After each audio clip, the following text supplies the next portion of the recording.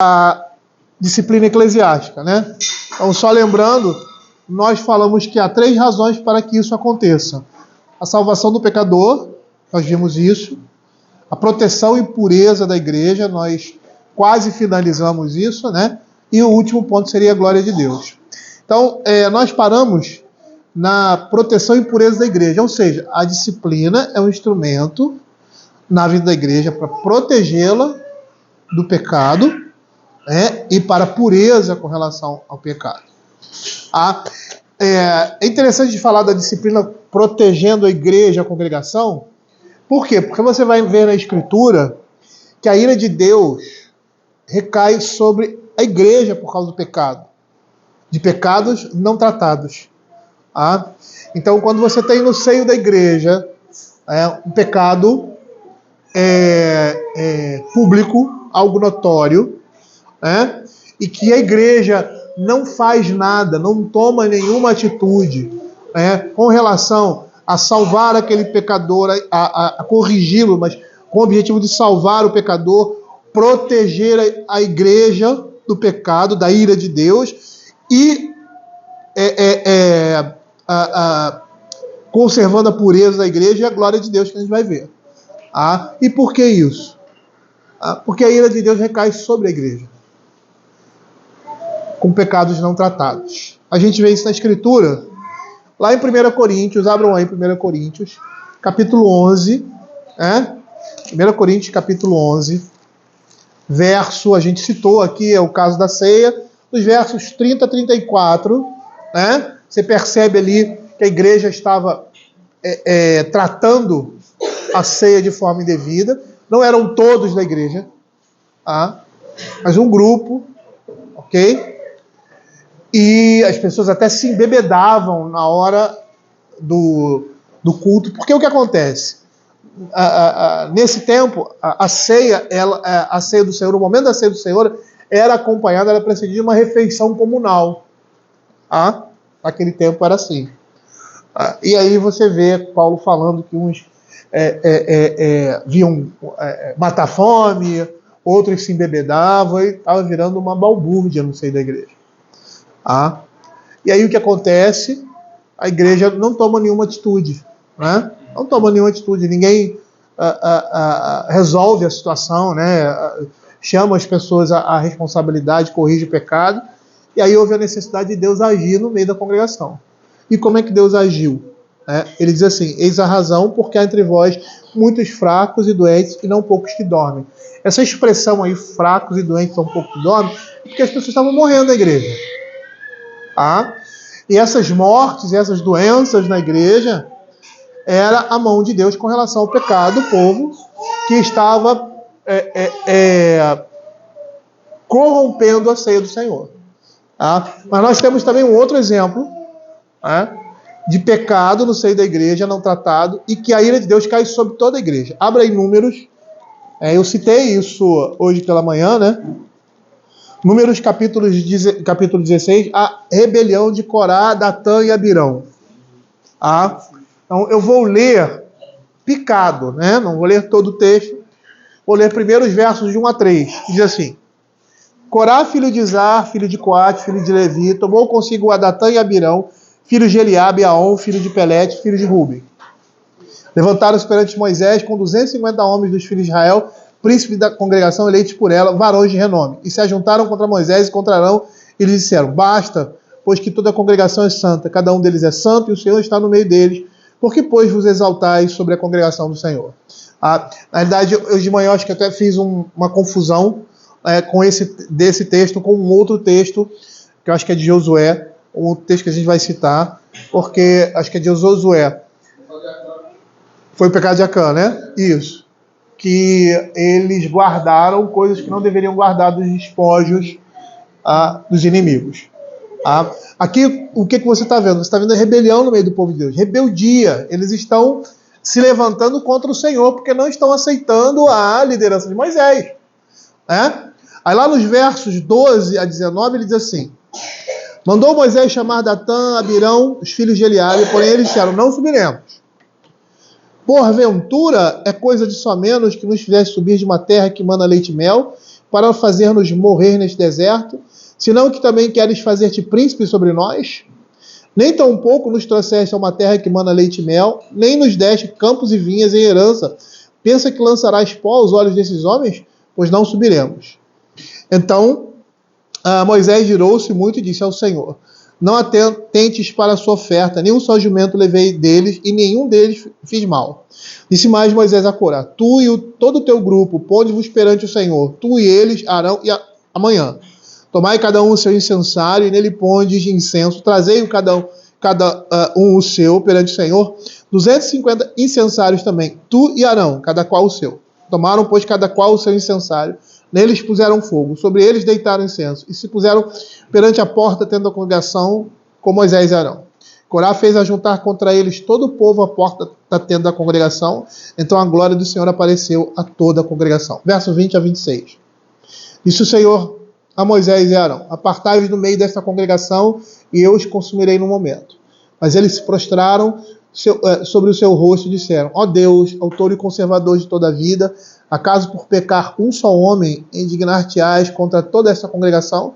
Perceba que o pecado dele de rebeldia, isso se insurgindo contra a liderança de Moisés, ele estava se insurgindo contra Deus.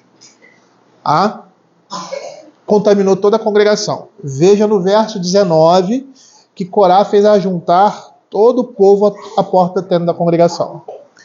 Verso 23. Respondeu o Senhor a Moisés: fala a toda esta congregação, dizendo: levantai-vos do redor da habitação de Corá, Datã e Abirão.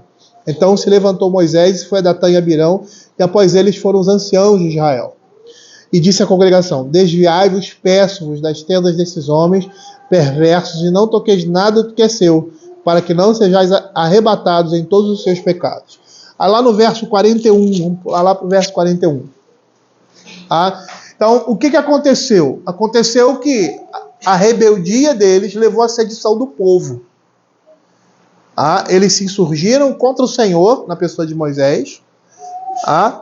Eles queriam, além das funções que eles tinham, que eles eram levitas, eles queriam assumir o sacerdócio, queriam assumir a liderança. E, na realidade, eles estavam se insurgindo não contra Moisés, mas contra o Senhor. Isso era rebeldia. E aí eles são castigados. Lá no verso 31 e 32, você vê o que acontece lá, que abre-se um buraco no chão e todo mundo é precipitado vivo. Ele, as suas famílias, os seus bens, há um número expressivo de pessoas ali da família de Corá, Datã e Abirão, por causa da rebeldia deles. Mas olha o que acontece. O que o pecado dele gerou? O pecado dele gerou rebeldia no povo. E o povo, e o juízo do Senhor caiu sobre esse povo que se rebelou por causa do pecado de Corá, Datã e Abirão. Aí diz assim, no verso 41. Mas no dia seguinte, toda a congregação dos filhos de Israel murmuraram contra Moisés e contra Arão, dizendo: vós mataste o povo do Senhor. Aí lá nos versos 46 a 49, disse Moisés a Arão: toma o teu incensário, põe nele fogo no altar, deita incenso sobre ele, vai depressa a congregação e faz expiação por eles, porque grande indignação saiu diante do Senhor e já começou a praga. Tomou Arão, como Moisés lhe falara, correu ao meio da congregação, e eis que já a praga havia começado dentre o povo. Deitou incenso nele e fez expiação. Pôs-se em pé entre os mortos e os vivos e cessou a praga. Ora, os que morreram daquela praga foram 14.700, fora os que morreram por causa de Corá. Então, o que acontece aqui? A disciplina protege a igreja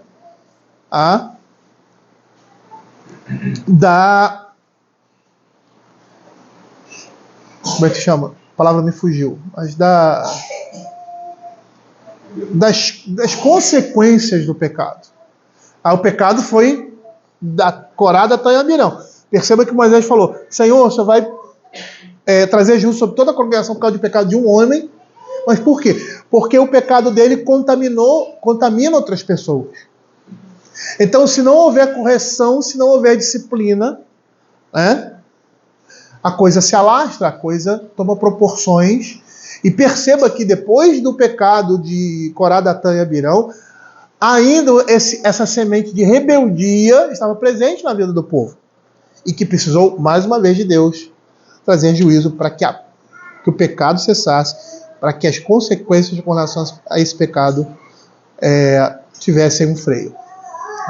Abra Josué capítulo 7. Josué. Então, o exemplo emblemático ali é de 1 Coríntios, que você vê Deus falando claramente, olha, se vocês tivessem corrigido essas pessoas, se vocês tivessem, como ele diz, julgado, esse pecado, a mão do Senhor não teria agido na vida da igreja, trazendo doença e morte. Isso não quer dizer que as pessoas, quando morrem na igreja, quando ficam doentes, é juízo de Deus. Mas nesse caso aqui foi. E fica muito claro ali em 1 Coríntios, que se eles tivessem agido, se a igreja tivesse corrigido aquelas pessoas, o Senhor não teria ferido, a sua mão não teria caído sobre a igreja. Então a disciplina, ela protege a congregação. Por quê? Porque a ira de Deus recai sobre a igreja por causa de pecados não tratados no meio do povo de Deus. Veja Josué capítulo 7, verso 1. Diz assim: prevaricaram os filhos de Israel nas coisas condenadas, porque Acã, filho de Cármine, filho de Zabde, filho de Zera, da tribo de Judá, tomou das coisas condenadas. A ira do Senhor se acendeu contra os filhos de Israel. Veja aí no verso 10 e 11. Então disse o Senhor a Josué: levanta-te, porque estás prostrado assim sobre teu rosto. Israel pecou e violaram a minha aliança, aquilo que eu lhes ordenara, pois tomaram das coisas condenadas, e furtaram, e dissimularam, e até debaixo da sua bagagem o puseram, pelo que os filhos de Israel não puderam resistir aos seus inimigos, viraram as costas diante dele, porquanto Israel se fizera condenado, já não serei convosco, se não eliminardes do vosso meio a coisa roubada. Então a história é a seguinte: eles saíram para uma campanha, e porque algumas pessoas ali, em específico Acã, filho de Cármine, guardou aquilo que Deus disse para não guardar, despojos, e aí eles saíram para um outro combate, para uma tribo menor, e perderam a guerra. E por que eles perderam a guerra? Por causa do pecado. Porque havia pecado que não tinha sido tratado no meio do povo de Deus. Então a disciplina protege a congregação da ira de Deus. A disciplina, ela é extremamente importante para a proteção e pureza da igreja. E o último tópico com relação à disciplina eclesiástica. A disciplina, e é o mais importante, que vem acima de todos os outros, apesar de ter sido lançado por último, aqui não há um grau de importância, mas o mais importante é a glória de Deus. Em primeiro lugar, a disciplina, ela visa a glória de Deus no meio da igreja. Sem a disciplina eclesiástica, sem correção, não se pode administrar os sacramentos de forma pura, nem pregar a palavra de forma fiel. Por quê? Porque sem disciplina a igreja está dizendo que os seus atos não são sérios. O que se fala e o que se faz não são importantes. Então, dentro dessa perspectiva, a disciplina vem em primeiro lugar glorificar a Deus, ou seja, honrar a Deus. Honrar a Deus. Porque é a Ele que nós estamos servindo como igreja. É a Ele que nós prestamos o nosso culto. E eu gostaria de mostrar, para a gente finalizar esse tópico, alguns exemplos de disciplina do Senhor que visavam a glória de Deus, em primeiro lugar. O primeiro vamos abrir em Levíticos capítulo 10. Levítico capítulo 10.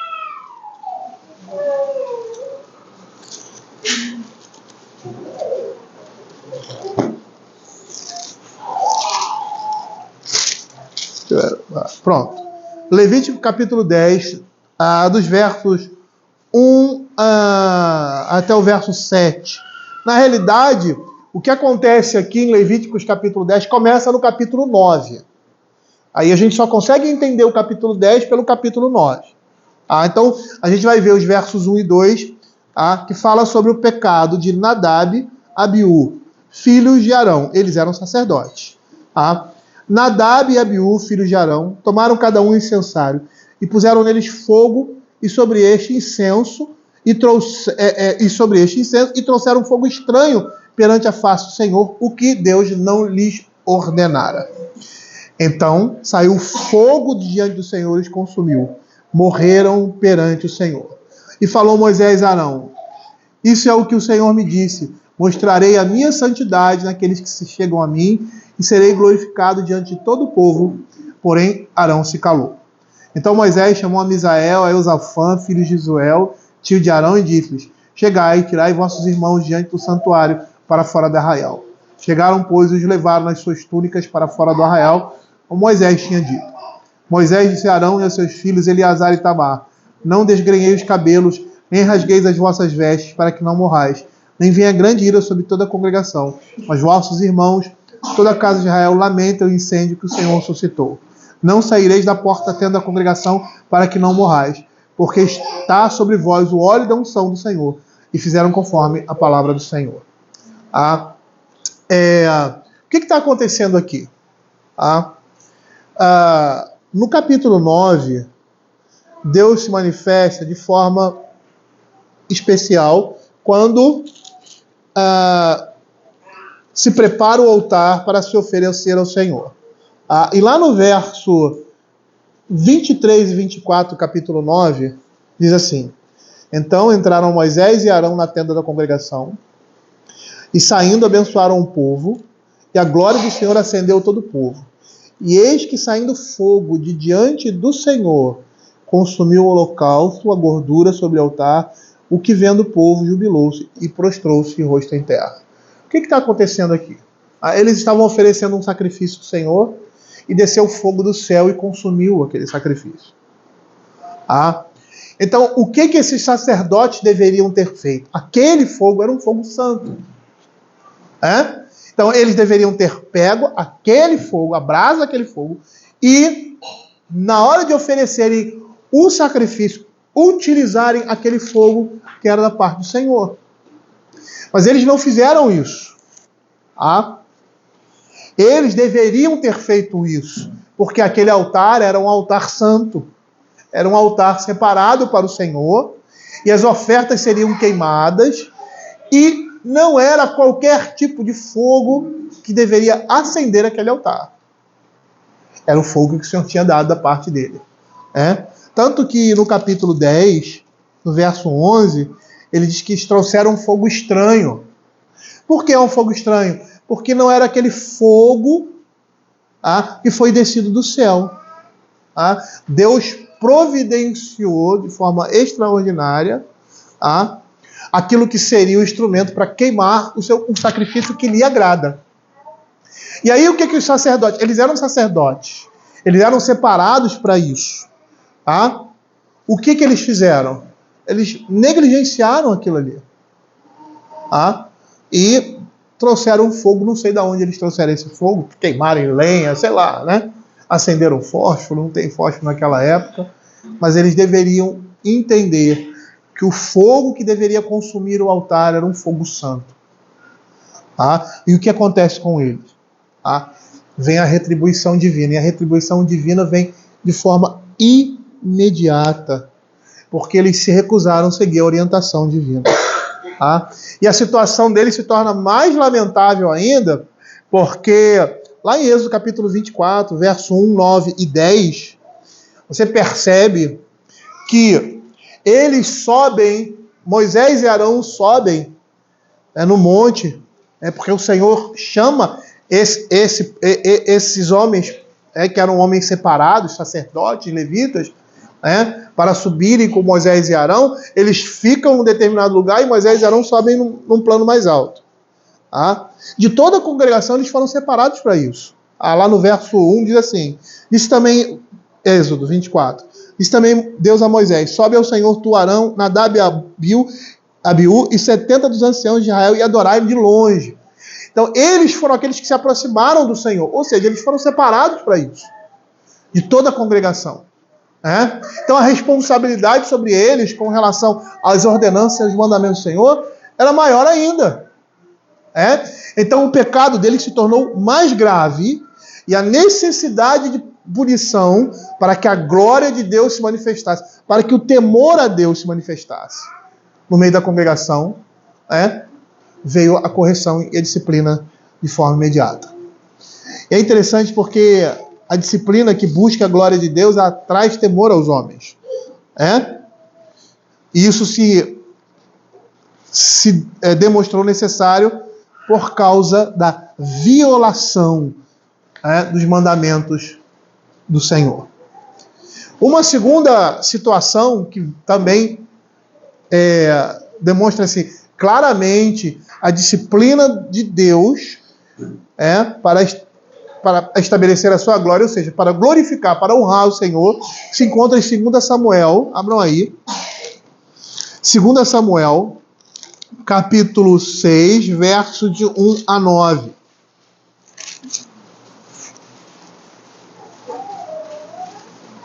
Davi trazendo para Jerusalém a arca da aliança.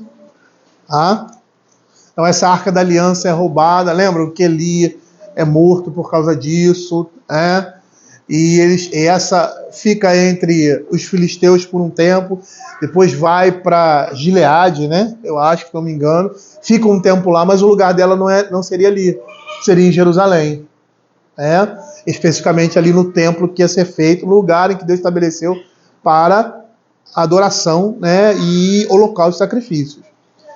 Aí o que acontece? Davi vai trazer a arca para Jerusalém. Ele vai trazer a arca daquele lugar para o lugar onde ela deveria estar. Diz assim o texto, versos de 1 a 9. Tornou Davi a juntar todos os escolhidos de Israel em número de 30.000. Dispôs, e com todo o povo que tinha consigo, partiu para Baalá de Judá para levarem de lá para cima a arca de Deus, sobre a qual se invocava o nome do Senhor dos Exércitos, que se assenta acima dos querubins. Puseram a arca de Deus num carro novo e levaram da casa de Abinadab, que estava no outeiro, e Uzá e Aiô, filhos de Abinadab, guiaram o carro novo. Levaram-no com a arca de Deus da casa de Abinadab, que estava no outeiro, e Aiô ia diante da arca. Davi e toda a casa de Israel alegravam-se perante o Senhor, com toda sorte de instrumentos de pau de faia, com harpas, saltérios, com tamboris, pandeiros e com símbolos. Quando chegaram à eira de Nacon, estendeu Uzá a mão à arca de Deus e a segurou, porque os bois tropeçaram. Então a ira do Senhor se acendeu contra Uzá, e Deus o feriu ali por esta irreverência. E morreu ali junto à arca de Deus. Esse texto aqui é muito rico, porque ele não vai falar só de disciplina. Ele vai falar que Deus,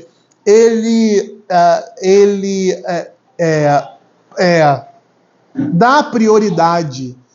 Para Deus é importante que os seus mandamentos sejam cumpridos. Não existe desculpa para o descumprimento daquilo que Deus determinou.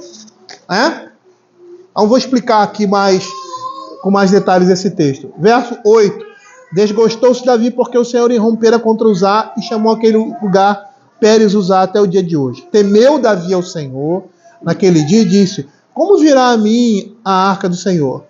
Não quis Davi retirar para junto de si a arca do Senhor para a cidade de Davi, mas a fez levar à casa de Obed-edom, o geteu. Ficou a arca do Senhor em casa de Obed-edom, o geteu, 3 meses, e o Senhor o abençoou e toda a sua casa. O que está acontecendo aqui? A gente sabe o que aconteceu ali em Eli, e até vou citar o caso dele, relativo à disciplina. Mas a arca do Senhor, que representava a glória de Deus, quem sabe o que estava dentro da arca aí? Quem sabe dizer? Os elementos... Isso. Eram 3 elementos. Isso. Então, dentro dessa arca estava isso. Essa arca representava a presença de Deus no meio do povo. Então, era a glória de Israel, como eles diziam. Então, os filisteus, eles combateram os israelitas. Aí, por que esse combate existe? Por causa do pecado, estava presente ali. E eles levam a arca. né? E aí a gente sabe o que acontece. Eles colocam lá na casa de Dagon. Aí a imagem de Dagon ali no tempo, toda vez era quebrada, ou se curvava, né, diante da arca do Senhor e tal. Aí eles começaram a ter doenças no meio do povo, né? Aí chamaram lá os sábios, né, os feiticeiros dele. Aí eles disseram, não, bota esse negócio para fora aqui, ó, mas vamos oferecer um sacrifício. Olha o sacrifício que eles oferecem, ratos e tumores. Eles fazem ratos e tumores de ouro para oferecer ao Senhor. Essa é a perspectiva deles com relação às coisas divinas. E aí o que eles fazem? Eles fazem um carro de boi e colocam 2 bois para conduzir a arca. Só que quando Deus estabeleceu ali em Moisés o santuário, a arca da aliança, ele determinou como todas as coisas deveriam ser feitas e como a arca deveria ser levada. Ela deveria ser levada pelos levitas, e ela tinha 4 arcos nas suas pontas, 4 argolas, né, nas suas pontas, e enfiava-se um arco ali, e 2 levitas de um lado e 2 levitas do outro carregavam no ombro. Era assim que Deus tinha determinado que a arca deveria ser conduzida, porque ela representava a santidade de Deus, a glória de Deus, o poder de Deus. Aí você vê que eles pegam um carro novo para conduzir com bois a arca. E não fazem nada. Na verdade, eles imitam o que os filisteus haviam feito. E se esquecem completamente daquilo que eles deveriam prescrever com relação ao transporte dessa arca. Eu não vou falar aqui da segunda parte, que a segunda parte é quando Davi resolve trazer ela de vez. E aí como é que ele faz? Ele ordena que seja trazida conforme a lei de Moisés, conforme Deus havia estabelecido. Ou seja, a arca está ali, vai cair. Não, a arca do Senhor vai cair, vou segurar. Mas ela não poderia ser tocada, porque representava a santidade de Deus. E naquele momento que aquele homem, cheio de boa intenção, segurou a arca da aliança, ele morre imediatamente. Aí você pensa, para evitar a morte dele, porque eles já tinham feito um monte de besteira, né? Já estavam violando, para evitar a morte, ele tinha que ter deixado a arca cair no chão. E aí pegar a arca, como que ele deveria pegar a arca desde o início? Como Deus estabeleceu. E por que o juízo veio imediatamente? Porque a glória de Deus estava em jogo. A honra a Deus. Eles deveriam ter honrado ao Senhor no transporte da arca, que era um elemento de culto, que representava o Deus de Israel no meio do seu povo, que falava da aliança de Deus com o seu povo, e que foi prescrito e determinado que deveria ser trazido de uma forma específica. E eles contrariaram todos esses mandamentos e ainda tocaram naquilo que era santo, o que não poderiam ter feito. E aí o juízo de Deus veio imediatamente para que a glória a Deus seja estabelecida. Tanto que Davi, logo depois, ele temeu Davi ao Senhor. E o temor gera o quê? O que o temor de Davi gerou? Obediência à palavra de Deus. Vanderlei levantou a mão ali. Só um detalhe, né? Não tem meio termo, que quem morreu ali usar, não é o cara dele, o cara na casa dele. Porque a minha dada era seu pai. Ele conhecia a lei de Deus, sabia que não poderia tocar, mas não tem meio termo, não tem jeitinho. Isso aí. Para o pecado dele se punha de maneira severa.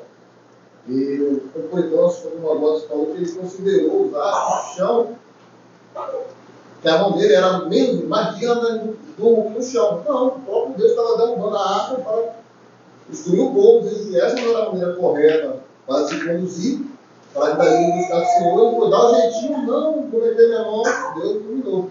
Não cometer, para com o pecado. Está errado, porque tem pecado no meio do povo de Deus, tem a certeza que Deus vai disciplinar. E é interessante porque você não tem que dar um jeitinho, você tem que fazer aquilo que a Escritura fala. É você retornar à Escritura, ver o que ela diz a respeito daquilo, e não dar o seu jeitinho, para tentar, como se diz, amenizar a situação. Assim, quando Uzá segura a arca, a atitude dele foi um gesto instintivo, na perspectiva que nós falamos aqui, ele colocou isso muito bem, ele sabia que ele não poderia fazer isso. Ele tentou segurar para que ela não caísse, mas ele cometeu um ato de profanação, porque ele tocou na arca, e ele não poderia ter feito isso, porque Deus havia determinado. Então ele desobedeceu, ele foi castigado. E essa disciplina, ela veio com um propósito, glorificar o nome de Deus, honrar o nome dele, honrar a sua palavra, honrar aquilo que o Senhor havia dito. Eu acho que antes, eu temia, quando eu estava na igreja, ou achava o máximo, após o culto, ir até o culto.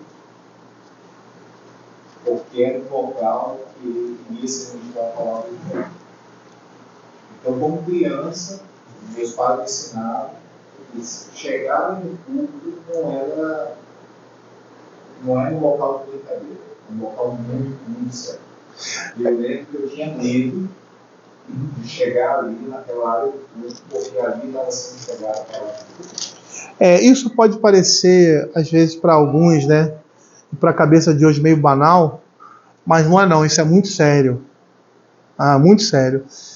Eu me lembro no meu tempo de criança, pré-adolescente, criança, que o que acontecia? Acabava a ceia, as crianças corriam na igreja para comer o pão e beber o vinho. E por que eles estavam com fome? Não estavam com fome. É porque eles vinham ali, criança gosta de fazer besteira, Não tem jeito. Não tem entendimento. E eu tive um professor no seminário, ele disse que ele fazia ele tinha um hábito interessante com relação à ceia, até para prevenir esse tipo de coisa, porque isso é uma profanação. Aquilo ali é um elemento que foi separado para o culto, Então o que ele fazia? Ele queimava, pedia para os diáconos, olha, vocês vão descartar isso aí, vão queimar. Então, eu até já conversei, mas isso há muito tempo com os diáconos na igreja a respeito disso. Então, acabou a ceia, terminou a ceia, vocês pegam aqueles elementos e jogam fora. Não deixa a criança brincar com aquilo, comer, porque ninguém vai matar a fome, e esse não é o propósito daquilo, mas aquilo ali foi reservado com um propósito santo.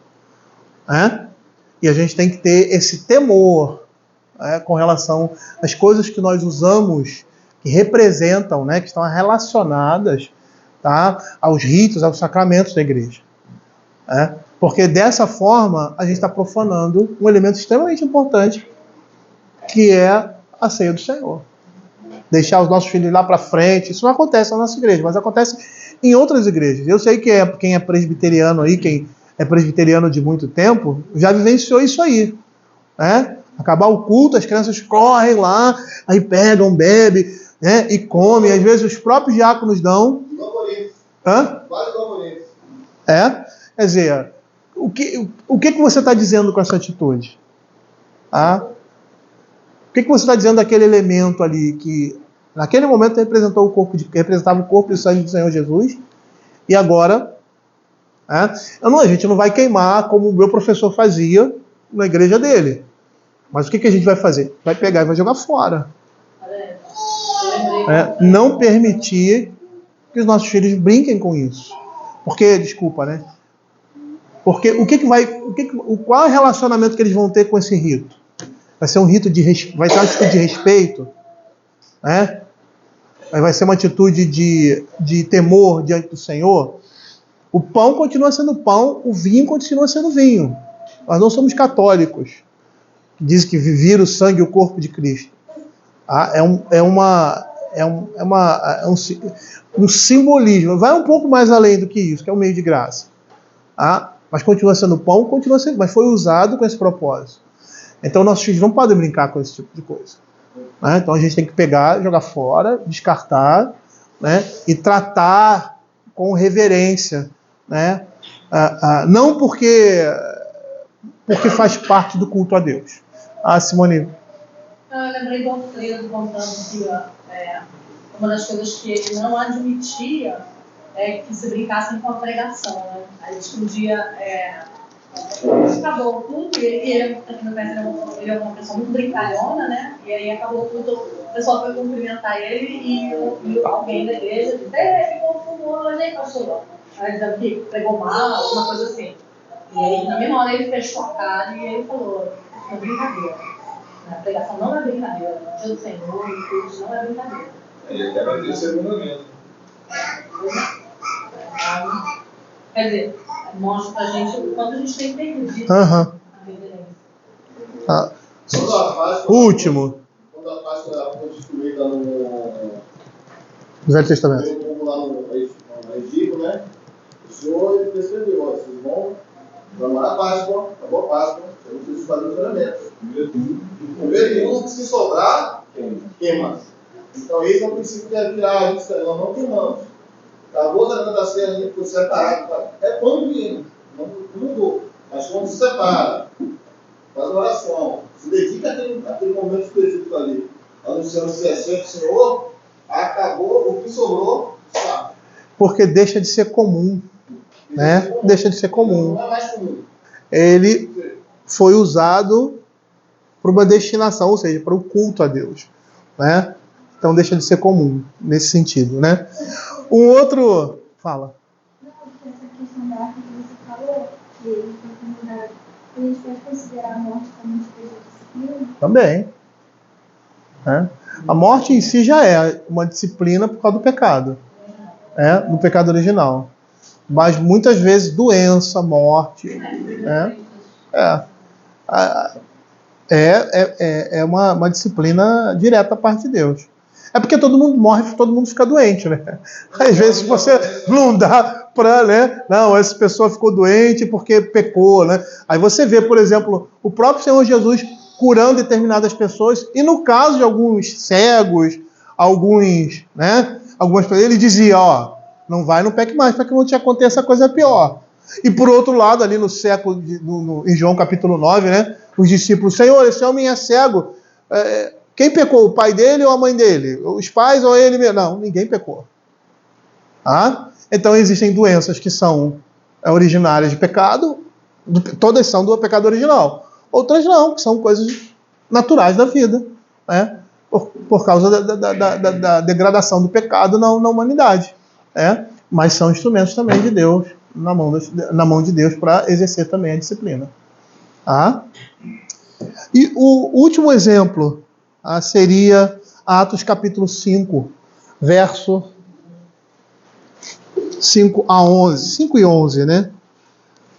Que é o caso de Ananias e Safira.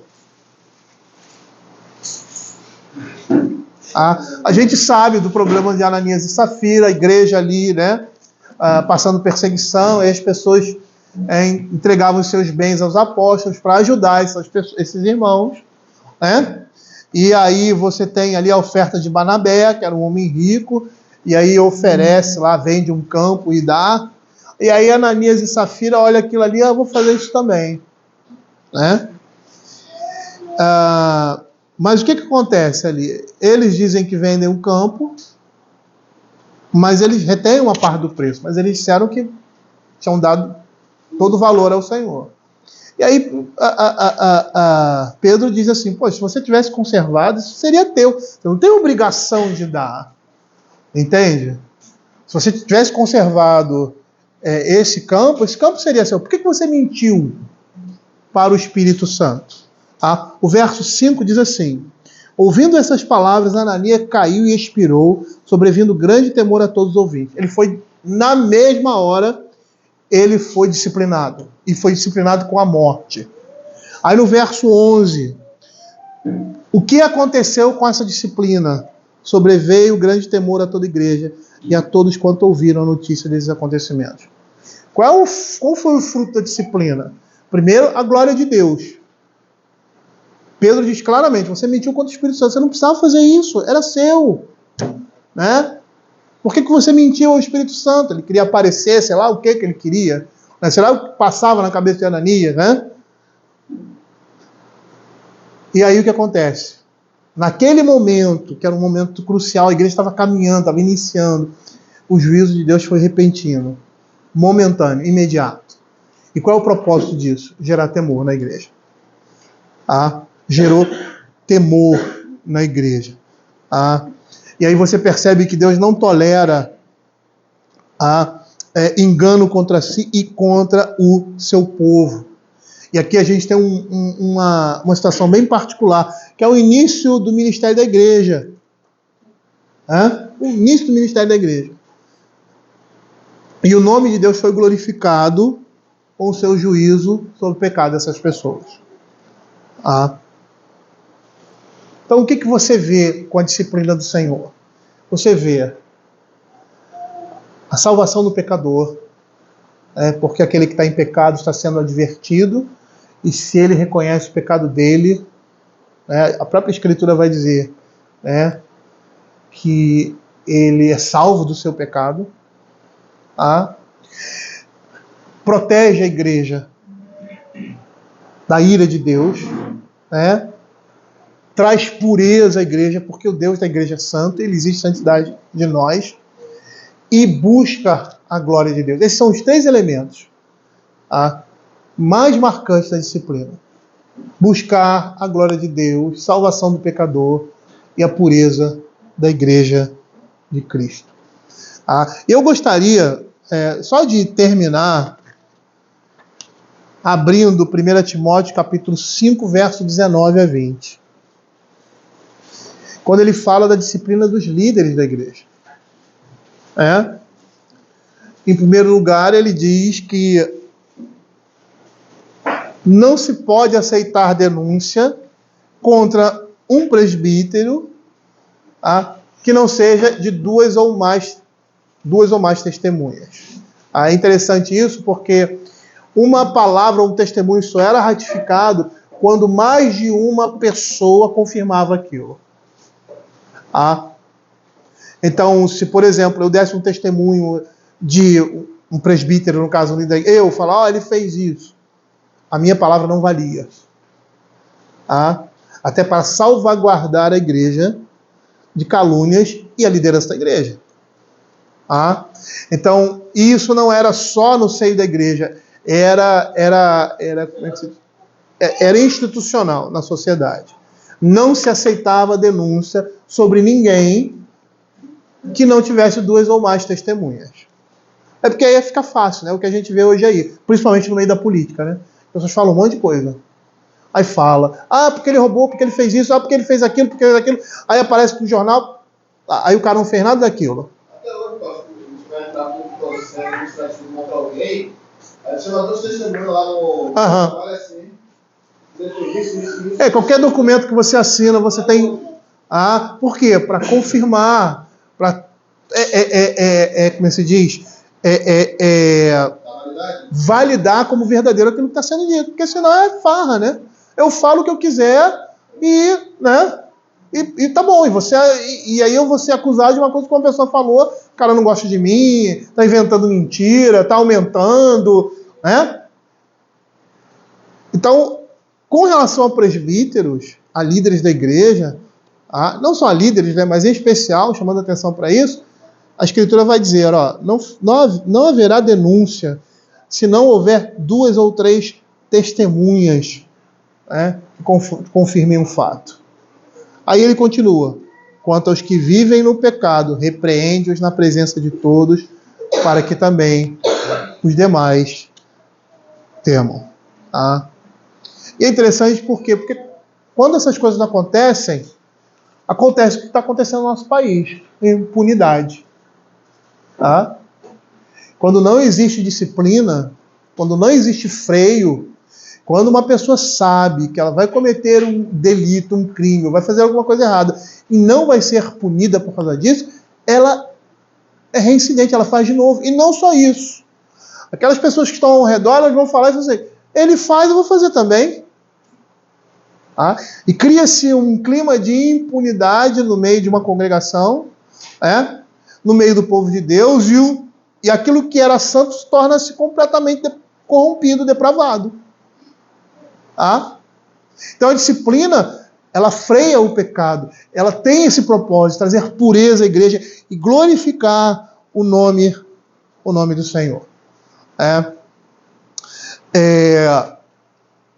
Imagine, você numa igreja e lá de púlpito você prega o Senhor Jesus como único Senhor das nossas vidas e tal, e aí você vai batizar ou fazer com que um casal participe da ceia, administrando a ceia a um casal que está adultério. Ou dá a bênção, porque pastor não casa, ele dá bênção matrimonial. Esse negócio de casamento, o pastor ele abençoa. Quem casa é o oficial de justiça lá. A gente só abençoa aquela união.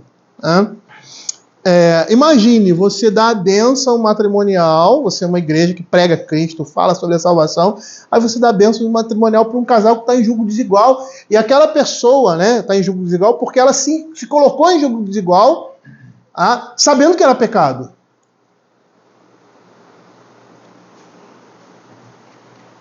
O que o mundo vai olhar e vai entender disso aí? Ele vai entender que as coisas que acontecem ali na igreja a gente não leva a sério.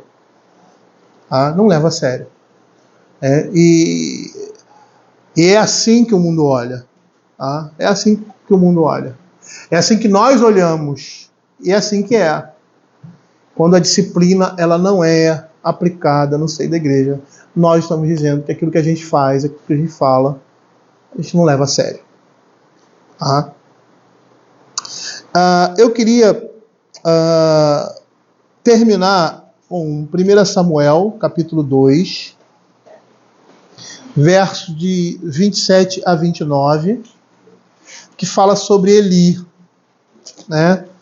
1 Samuel, eu vou até abrir aqui porque 2,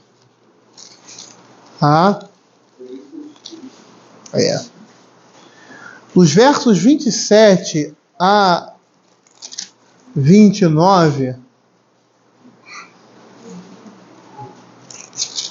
nos versos 12 a 17, ele vai falar dos crimes dos filhos de Eli. Os filhos de Eli eram sacerdotes, e o que eles faziam? Eles roubavam do sacrifício das pessoas, eles viviam em adultério, eles faziam e aconteciam no meio lá do povo de Deus. Metia o tacho lá, porque tinha toda uma preparação para o sacrifício, Uma parte ia para o sacerdote, outra parte ia para o sacrifício. Uma parte eles comiam, era o sustento deles, a outra parte é para oferecer ao Senhor, e ele ia lá e pegava da panela, ou seja, aquilo que oferecia ao Senhor, comia na frente das pessoas. Além de terem uma vida desregrada, reconhecida o povo reconhecia e via isso. E aí é nesse contexto que esses versos são apresentados. Assim, veio um homem de Deus a Eli e lhe disse: assim diz o Senhor, não me manifestei na verdade a casa de teu pai, estando os israelitas ainda no Egito, na casa de Faraó? Eu escolhi dentre todas as tribos de Israel para ser o meu sacerdote, para subir ao meu altar, para queimar incenso, e para trazer a estola sacerdotal perante mim, e dei à casa de teu pai todas as ofertas queimadas dos filhos de Israel. Quer dizer, o sacerdócio ele ia de geração em geração, passava de pai para filho. Por que pisais os pés dos meus sacrifícios e as minhas ofertas de manjares, que ordenei se me fizessem na minha morada? Eli parecia ser um homem fiel com relação ao seu ministério, ao seu afazer, de oferecer os sacrifícios, das ordenanças com relação ao sacrifício, daquilo que lhe incumbia, ele fazia direito. Mas ele está dizendo aqui que ele estava pisando os sacrifícios do Senhor. E tu, porque honras a teus filhos mais do que a mim, para tu e eles vos engordais das melhores de todas as ofertas do meu povo de Israel. Quer dizer, ele via os filhos deles fazendo essas coisas, ele não os corrigia, e além de não os corrigi-los, ele se aproveitava disso. Daquilo que... E aí o que acontece? A gente sabe da história de Eli, né? E quando ficou sabendo lá que os seus filhos foram mortos, né? Mas o que causou mais espanto foi que a Arca da Aliança foi levada. E ele ficou desesperado, porque ele entendia o que a Arca da Aliança representava. E ela foi levada pelos inimigos de Deus. E aí ele, na sua cadeira lá, ele toma um tombo e morre. A sua nora, né, tem um filho prematuro e morre também, e os filhos morrem. Isso foi o juízo de Deus na vida de Eli. Por quê? Porque ele honrou mais os homens do que ao Senhor. Ele honrou mais aos filhos do que a Deus. E por mais que o assunto não seja esse, vou pegar uma palhinha. Quando você não corrige seus filhos, e você sabe que deve corrigi-los, você está honrando mais a eles do que ao Senhor. E foi isso que ele fez. Ele não corrigiu seus filhos. Seus filhos estavam andando em caminhos errados. E Deus claramente falou com ele, o juízo Deus sobre ele, e que ele estava honrando mais aos filhos, mais aos homens, do que a Deus. Finalizando esse nosso estudo, a gente viu essas marcas da verdadeira igreja. A fiel pregação da palavra e a administração da disciplina eclesiástica. A igreja falsa, ela não quer ser incomodada com a vida das suas ovelhas, que estão se perdendo em pecados. Eles não querem ter trabalho. Eles não querem se aborrecer com os pecados e dificuldades alheias. E essa igreja vai amar essas pessoas até o inferno. E a igreja sempre vai aparentar fraquezas quanto à aplicação dessas marcas. Ela não vai ser perfeita. Mas se nós vimos uma igreja com o desejo de valorizar a palavra de Deus, administrar corretamente os sacramentos e salvar pecadores exercendo a disciplina, essa é uma igreja verdadeira. E conhecer essas marcas significa em aplicá-las na vida da nossa igreja, fugir daquelas igrejas que não são fiéis, e manifestar essas marcas nas nossas vidas. Esse conhecimento sobre as marcas da igreja, nós não vamos usar para bater nas outras igrejas, mas para fortalecer a nossa convicção e fé no nosso Senhor e Salvador Jesus Cristo. Quando ele deu a palavra.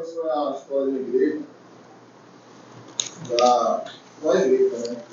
Para não funcionar os membros, o senhor falou, para não incomodar também por causa do. A família que vivia ali em pecados do Danilo, era a família dominante da igreja, e além disso, era a que mais apertada. Tem muito isso. Né? E você vê que são pessoas que honram mais aos homens do que o Senhor. Isso são sinais de que não é uma igreja saudável. Não é uma igreja legítima. Então, a igreja que é legítima, independente de quem for, vai disciplinar. Com os propósitos que nós pedimos, né? Para a glória de Deus, para proteger a igreja, né? Para a restauração do pecador. E quando se vê isso, em uma igreja, tem que trazer alegria nos nossos corações, confiança. E orar por isso, né? E orar por isso. E orar para que se mantenha firme. Porque é os casos que você estão tendo, nós estamos considerados com pessoas sérias. E isso é interessante nós olharmos o que nós falamos no início. Existem igrejas mais puras e menos puras, mas todas são igrejas.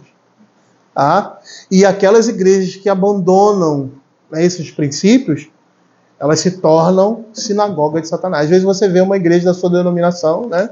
Nossa igreja de denominação presbiteriana, e você fala, pô, brincadeira, né? Mas ainda é igreja. Ainda é igreja. Agora, a gente tem visto aí a coisa muito feia. Não só na nossa denominação, né?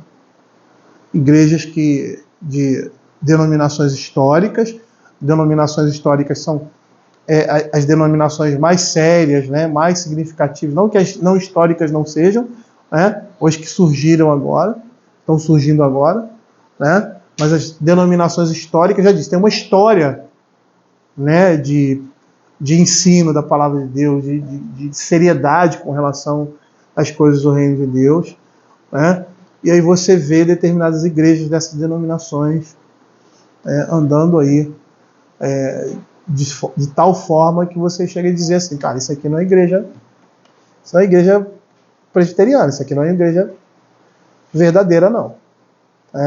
Porque estão se afastando desses princípios básicos, da fé e dessas marcas importantes, né, que é a fiel pregação da palavra e, no nosso segundo momento, né, a disciplina eclesiástica. Vamos orar para a gente terminar nosso estudo hoje. Senhor Deus Pai, queremos mais uma vez, ó Pai, te agradecer pela tua palavra, pelo ensino que ela nos dá, e que o Senhor esteja nos dando, Senhor, sabedoria, Senhor Deus, está nos dando, Senhor Deus, humildade, Pai, para reconhecermos que se não é a tua graça, a tua misericórdia, a nossa vida, da vida da nossa igreja, nós vamos nos perder completamente. Que o Senhor tenha misericórdia da Igreja Presbiteriana de Ponta da Areia, em meio às suas dificuldades, às suas limitações. Que o Senhor possa abençoar, Senhor Deus, a vida dos membros dessa igreja, Senhor, dos pais, as famílias dessa igreja, Pai, a liderança dessa igreja. Que o Senhor tenha-os, ó Senhor, nas suas mãos, guardando e protegendo, Senhor Deus, para que, como igreja, como cristão individual, jamais nos desviemos da tua palavra. E que o Senhor tenha misericórdia de nós, Pai. É o que nós pedimos, em nome de Jesus. Amém. Tem um cântico ainda para